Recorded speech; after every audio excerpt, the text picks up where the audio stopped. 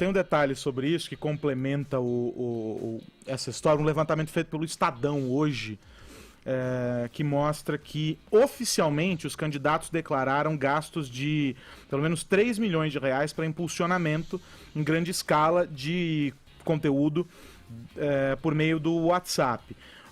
Foram contratados serviços que têm o potencial para disparar até 1 milhão de mensagens de uma vez só, e há uma série de empresas e até, inclusive, compra de listas de telefone. Vale só destacar que a legislação eleitoral impede que as empresas repassem cadastros eletrônicos em favor de candidatos e etc. E tem um outro lado dessa história, que é uma manifestação do próprio WhatsApp para trabalhar e tentar blindar esse compartilhamento em massa. O que acontece? O WhatsApp já excluiu várias contas no período eleitoral nesse ano por causa desse tipo de prática. Mas é esse mesmo mailing que hoje a gente combate e fala tanto sobre o WhatsApp, mas vamos lembrar que isso já era feito por SMS. O SMS fez por muito tempo parte de uma estratégia de empresas, inclusive, de marketing.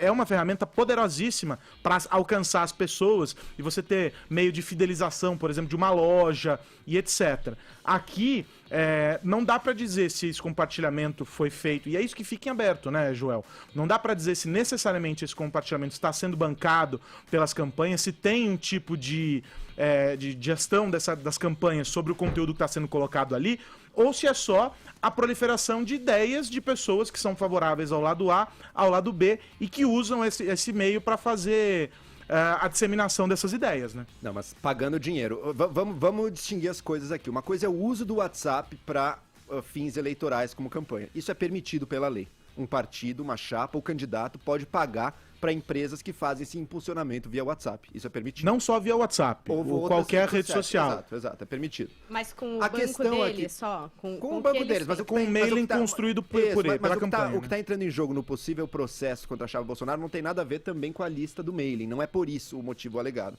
A questão é... E também não tem nada a ver se era fake news ou não. Se o conteúdo que foi difundido era falso ou verdadeiro. Também não é isso diretamente que está em jogo. O que está em jogo é o seguinte... Quem pode fazer isso? A chapa do candidato pode pagar, o candidato pode pagar. Terceiros não. E mais, empresas estão vedadas de doar dinheiro para a campanha de candidatos. Se isso que a matéria da Folha noticiou, aconteceu o seguinte: várias empresas fizeram vários contratos com esses prestadores de serviço de impulsionamento de mensagens no WhatsApp, e isso isso viola a lei eleitoral, para impulsionar mensagens de campanha, né, contra o PT, ou seja, para impactar a campanha eleitoral em curso.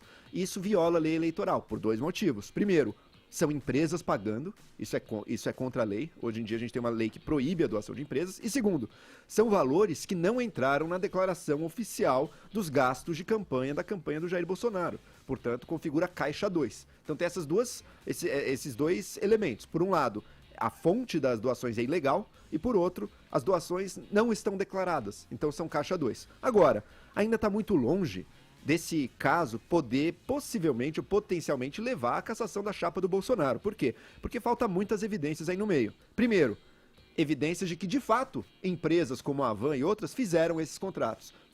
A Folha afirma com todas as letras que fizeram. Falta uma prova, né? Mais material, né? Exato, a Folha afirma com todas as letras que fizeram. Só que ela não mostrou um recibo, um contrato, alguma coisa assim. Então, por enquanto, tá a palavra da jornalista da Folha ali.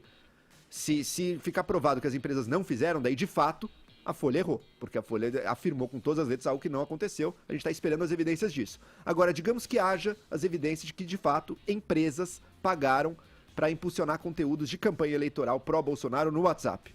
Ainda vai faltar mais 2 elementos aí para poder caçar a chapa. Primeiro, mostrar que esses contratos e esses impulsionamentos foram relevantes, tiveram um impacto real no resultado da campanha, porque se eles não tiveram efeito nenhum, então também não tem elementos para caçar a chapa. E segundo, que o Bolsonaro sabia que as empresas estavam fazendo esses contratos e nada fez para impedir. Então tem que mostrar as 2 coisas, que foram relevantes e que o Bolsonaro sabia e não fez nada, e deixou. Então, mas esse é o meu ponto, porque se há uma manifestação, e se há uma ilegalidade, etc., isso, de novo, precisa ser investigado, ela é de um posicionamento das empresas. Até agora não há nenhuma relação direta que mostre que foi uma gerência da campanha sobre essa manifestação. Não precisa ter partido da campanha do Bolsonaro. As empresas estão fazendo campanha.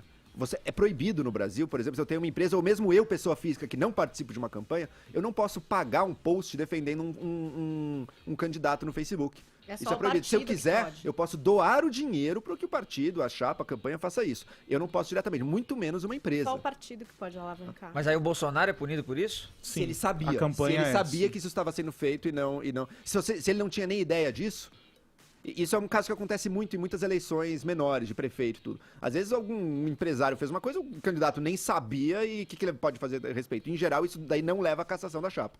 Agora, se ele sabia que os empresários estavam se organizando e estavam fazendo. Daí é entendido que ele teve responsabilidade sobre Mas aí a gente cai num limbo, ele né? deveria ter impedido. Como que você provaria? Exato, como é que você prova que o cara sabe ou não? É um limbo. E aí é nesse ponto por isso que em estão que... levantando essas teses de que existem conversas talvez gravadas, de que existem mensagens. Vamos ver o que, que tipo de evidências eles têm. Mas aí, ok, o jornal precisa avançar com a história. Daí não é o jornal que falou, foi o Haddad até que afirmou. Sim, então, o PT está sustentando esse pedido. E a gente tem que entender que é algo sério você pedir a anulação, tirar o candidato da disputa e já falar em colocar o terceiro colocado para disputar segundo turno. É algo muito, muito sério. Outros partidos se manifestando e etc. Simplesmente em cima de uma reportagem, sem que você tenha ali a sustentação de provas, ou coletando provas de todas as evidências, né? Não, o PT está agindo de forma assim, totalmente irresponsável. Do ponto de vista do PT, é uma manobra absolutamente desesperada para tentar ganhar no tapetão uma eleição... autoritária, né? É totalmente autoritária, antidemocrática. Ganhar no tapetão uma eleição que ele está percebendo que nas urnas não vai ganhar. E do lado do PT é totalmente desesperado. O Haddad afirma coisas sem ter a menor base de evidências para poder estar sustentando aquilo agora. Então, realmente, do lado do PT é uma estratégia de desespero. Agora, existe o lado técnico, o lado jurídico da coisa, e daí sim, temos que apurar, temos que ver que evidências existem. E se esses três elementos estiverem configurados, de fato, as empresas fizeram essas doações para a campanha. Fizeram essa campanha por conta própria, doando dinheiro, pagando dinheiro. Segundo, isso foi impactante nos resultados. Terceiro, o Bolsonaro sabia. Daí, do ponto de vista jurídico, haverá um caso possível, sim. Mas vai haver toda uma outra discussão. A discussão política. Porque você tirar, cancelar, caçar uma chapa que se encaminha para ganhar a eleição com essa vantagem, num Brasil tão polarizado assim, essa decisão sempre passa também por uma avaliação política dos resultados, das possíveis consequências disso, que podem ser muito sérias. Claro.